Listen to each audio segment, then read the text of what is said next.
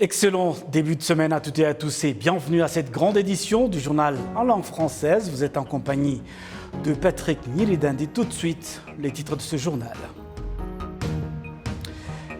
Les cultivateurs de pyrètre en province du Nord et de l'Ouest sont heureux que les revenus que génère cette culture ne cessent d'augmenter et qu'ils cultivent étant sûrs du marché de leur production. Des lieux de grandes rencontres comme les grands bâtiments commerciaux sont pointés du doigt comme des probables vecteurs de transmission rapide du virus de Covid-19 à cause d'une forte concentration de personnes et des mouvements de va-et-vient incessants des clients. De nombreux clients du Rwanda et de la société de distribution d'énergie électrique, REG, indiquent avoir de plus en plus du mal à accéder au cash power, mais la Société nationale rassure. Encore une fois, bienvenue à toutes et à tous. Le président Paul Kagame a reçu et s'est entretenu avec le représentant permanent de l'Ouganda auprès des Nations Unies, l'ambassadeur Adonia Ayebare, qui lui a délivré un message de son homologue, le président Yoweri Kaguta Museveni. Le ministère rwandais des Affaires étrangères et de la coopération internationale a, dans un tweet, que l'ambassadeur avait délivré le message, bien que le détail de son contenu n'ait pas été relevé.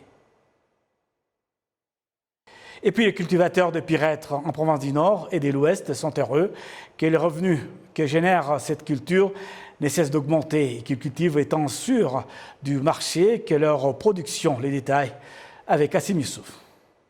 Le pyrètre est cultivé en province du Nord depuis plus de 80 ans. Chimimana Gabriel estime que cette culture l'a aidé à progresser et qu'en plus, ils ont une usine de traitement de ce produit qui le leur achète à un bon prix au fil des années. Le pyrètre est lucratif lorsque c'est nécessaire. Ils nous fournissent d'intrants agricoles et nous n'avons aucun problème. Vous devez prendre soin de toutes les cultures pour que leur croissance soit bonne. 1 kilo de pyrètre coûte 1080 francs. Je cultive sur une superficie de 40 sur 50 mètres. Je prends en location de la terre parce que j'apprécie beaucoup le pyrètre. Pour chaque superficie cultivée, j'ai une production de 150 kilos et multiplié par 1080 francs, vous comprenez ce que je gagne. Les cultivateurs de pyrètre indiquent qu'ils y investissent beaucoup en augmentant la superficie cultivable parce qu'ils gagnent beaucoup sans réaliser beaucoup de dépenses. Je n'ai pas assez de terre et je suis obligé de louer des lots de terre juste à côté. Si je cultivais sur un lot de terre et que maintenant j'en ai 7 et que nous récoltons encore, l'argent que j'ai maintenant, c'est-à-dire 2,5 millions, va augmenter, surtout que la saison va se terminer au mois de mars. Le pyrètre est cultivé en haute altitude sur environ 3000 hectares et le président de la Fédération des coopératives de pyrètre au Rwanda indique qu'à propos de l'importance de cette culture, la mentalité change parce que l'on cultive sachant que la production sera écoulée sans problème.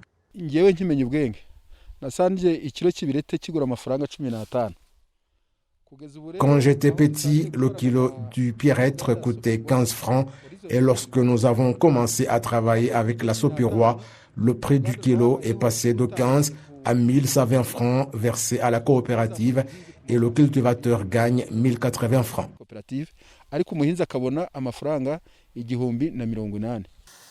Depuis 2010 jusqu'à présent, la production de pyrètre que traite la société Horizon Sopirois est passée de 150 à 1600 tonnes par an, mais l'objectif est d'accroître davantage cette production.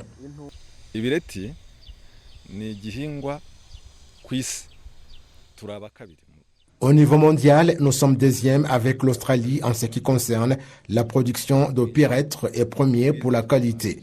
Nous avons débuté avec moins de 200 tonnes et maintenant nous sommes à 1600 tonnes de fleurs de pyrètre. Nous estimons être encore à 50-60% de la capacité de l'usine, ce qui veut dire que nous voulons multiplier plusieurs fois la production. Nous demandons donc à la population riveraine des volcans de bien vouloir cultiver le pyrètre. batwemerera guhinga ibireti. La société Horizon Sopirois fabrique un produit liquide qui sert à produire d'autres. Le rapport de la Commission économique du Sénat révèle qu'au cours de l'exercice budgétaire 2020-2021, les recettes issues de l'exportation de pyrètre ont été de 5,6 millions de dollars, alors qu'en 2017-2018, elles étaient 3,7 millions de dollars américains. Et puis des lieux de grandes rencontres comme des grands bâtiments commerciaux sont pointés du doigt comme des probables vecteurs de transmission rapide des virus de Covid-19 à cause d'une forte concentration de personnes et des mouvements de va-et-vient incessants des clients. Toutefois, les propriétaires de ces lieux indiquent prendre toutes les mesures et dispositions pour réduire ces dangers. Éclairage avec ces récits d'Amandine Dikoumassabo. Dans les localités commerciales de la ville de Kigali, il y a de grands bâtiments où se croisent régulièrement les commerçants et les vendeurs pour les raisons d'activités rentables qui y sont effectuées. Parmi les personnes qui ne respectent pas les instructions sanitaires contre la Covid-19, certaines sont sanctionnées tandis que d'autres sont mises de côté pour un rappel à l'ordre selon la nature de l'infraction. Je connais bien la pandémie, mais à un moment j'étais surprise, sans masque facial. Du coup, on m'a amené ici pour un rappel à l'ordre, surtout que j'étais censée être un bon exemple pour mes employés. Je ne portais pas convenablement mon masque, c'est ainsi qu'on m'a amené ici pour me rappeler l'impact que ma négligence peut avoir sur non seulement moi-même, mais aussi les autres.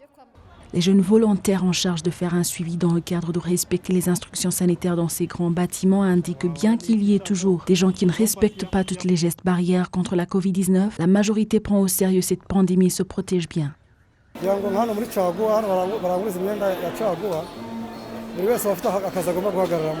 Il y a une stratégie pour limiter la propagation de la Covid-19. Ici, par exemple, les acheteurs regardent les habits à tour de rôle et ils doivent d'abord se laver les mains.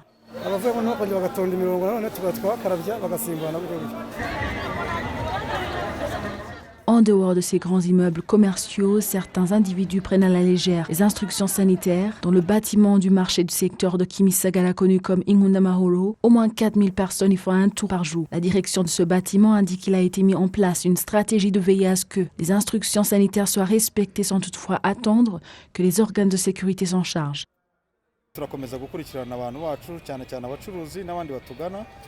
Nous faisons un suivi pour nous rassurer que les vendeurs et les marchands respectent toutes les mesures préventives de la Covid-19. Bien entendu, nous les leur rappelons continuellement, mais nous avons également décidé qu'ils soient observés 50% dans chaque local et des sanctions sont prévues pour ceux qui manquent à cette instruction. C'est ainsi que tout le monde finit par faire de la lutte contre cette pandémie leur propre responsabilité. Le secrétaire d'État au ministère de la Santé, le Dr Mungatarsis, exhorte la population à renforcer la riposte de cette pandémie et surtout à prendre toutes les doses de vaccins dans le même cadre. Il y a toujours entre 600 et 1000 personnes qui viennent se faire vacciner. Partout sur le territoire national, peu importe la catégorie d'âge, il n'y a pas eu de cas graves parmi les personnes infectées par la pandémie ayant été vaccinées. La majorité avait la grippe comme symptôme et rien d'autre. Une personne vaccinée peut être infectée, mais ne connaît pas de situation critique comme celle qui n'a pas été vaccinée. Depuis que le premier cas d'infection de la Covid-19 sur le territoire rwandais a été enregistré en mars 2020, cette pandémie a emporté près de 1400 vies humaines.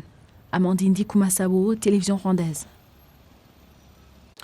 Et puis, certains propriétaires de plus de 70 sociétés qui pratiquent le commerce en ligne grâce à la technologie à travers le pays affirment que la confiance des consommateurs dans ce genre d'achat va en grandissant et que ce genre de commerce a également fourni de l'emploi à beaucoup de gens. Les explications avec Kassim Youssouf.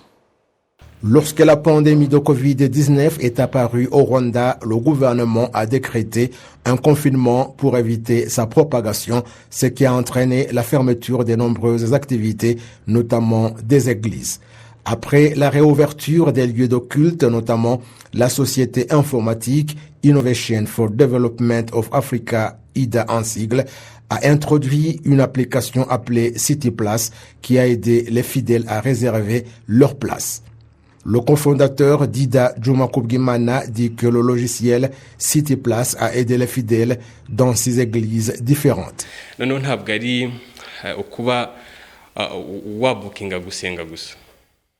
Il ne s'agit pas seulement de la réservation pour la prière, mais comme nous sommes un service informatique, nous voudrions que les églises se mettent à l'heure de l'informatique en proposant tous leurs services en ligne. C'est ce que nous sommes en train de faire en lui apportant plus de capacité. Les gens l'apprécient beaucoup. Pour la réservation, on suivait les instructions ou se servir du site web et trouver les informations souhaitées. Ces 2 moyens ont permis aux gens de participer aux activités de prière à l'église. Parmi les solutions technologiques lancées pendant la période de Covid-19, il y a le logiciel Nokanda développé par la société Exacomb qui facilite l'accès aux services tels que le paiement de différents services comme les impôts, l'envoi et le retrait d'argent sans suivre beaucoup d'instructions. Nokanda a été classé par Google comme le premier parmi les logiciels utilisés dans le pays qui compte actuellement environ 30 000 utilisateurs.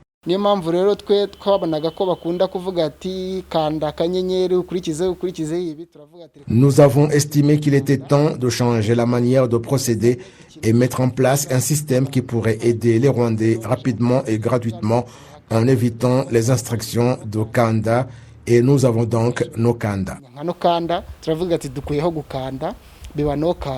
Le responsable de la société Posa Delivery indique que l'attitude des gens en ce qui concerne les achats en ligne est élevée, bien qu'il y ait certains défis à relever.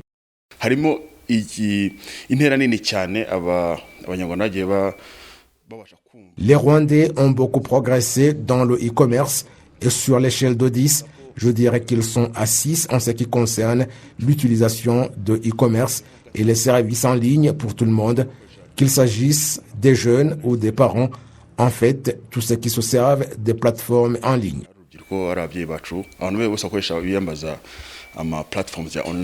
Depuis que la pandémie de Covid-19 est apparue au Rwanda, le nombre d'entreprises électroniques est passé de 14 en 2019 à 70 en 2021. La suite de cette édition avec donc la Cour d'appel qui a reporté ce lundi le procès de Paul Rusesabagina et ses 20 co-accusés, anciens membres du MRCD FLN. Ils avaient tous été condamnés pour terrorisme par la Haute Cour en septembre dernier. Le détail avec Jean-Pierre Kagabo. Paul Rusesabagina et ses avocats, Maître Gatera Gashabana et Maître Jean-Félix Eludakemwa, ne pas comparés devant la cour d'appel ce lundi, contrairement aux autres co-accusés. L'accusation a indiqué que Rusesabagina n'avait pas raison de boycotter cette audience, car son assignation a été faite en bonne et due forme par le greffier par voie électronique accessible à tous les accusés. L'accusation a indiqué que l'audience ne devait pas être reportée suite à la non-comparution de Paul Rusesabagina, étant donné que tous les autres co-accusés étaient au tribunal. Il a ajouté que Rusesabagina a refusé de comparaître sciemment car il avait bien avant rejeté l'opération de procéder au test de Covid-19 comme les autres détenus de la prison de Nyarugenge qui se préparaient à l'audience de ce lundi. L'accusation a clairement montré que depuis mars 2021, Paul Rusesabagina a refusé de comparaître toutes les fois que les audiences étaient organisées à la Haute Cour. Après l'audition, les 2 parties, le président de la Cour d'appel François-Régis Rukunda-Kuvuga a fait savoir que la Cour rendra sa décision quant à leur prise du procès mardi à 16h. À part Paul Rusesabagina, les autres co-accusés ont fait appel de leur condamnation telle que rendue par la Haute Cour en septembre 2021. Jean-Pierre Kagabo, Kigali, pour la télévision rwandaise. De nombreux clients du Rwanda de la Société des distributions d'énergie électrique, REG, indiquent avoir de plus en plus du mal à accéder au cash power, mais la Société nationale rassure. Elle indique que d'ici avant la fin du mois prochain, ce problème sera complètement résolu. Amandine Ndikumasabo nous fait le point. Le problème de pénurie de compteurs numériques d'électricité connu sous le nom de cash power est observé depuis les 4 derniers mois. Certaines personnes qui en ont besoin particulièrement pour la première fois partagent leur frustration. Il y a de cela 4 mois que j'ai demandé un compteur numérique d'électricité en vain. J'en ai vraiment besoin. Il n'y a pas de compteur numérique d'électricité. Nous aimerions que vous fassiez un plaidoyer en notre faveur.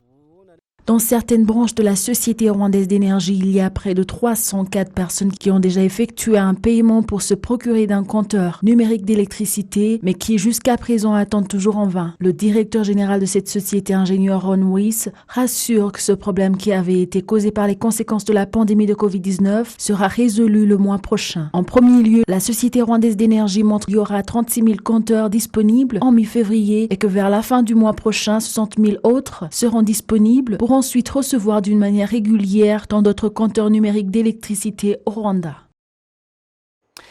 C'est donc avec ce rappel des titres que nous allons boucler complètement cette édition au nom de toute l'équipe qui m'a accompagné tout au long de ce journal. Il y avait à la prise de vue Désiré, et puis au niveau de la prise des sons, c'était David Kabogora. Au graphique, c'était Gissa Christian. Au mixage vidéo, c'était Camille. L'ingénieur de cette antenne, c'était Théo. À la direction de cette édition, Janvier Kalangwa Moulenzi. Et au contrôle d'antenne, c'était Nicole. Au nom de toute cette belle équipe, je vous souhaite de passer une excellente suite de programmes sur la télévision rwandaise.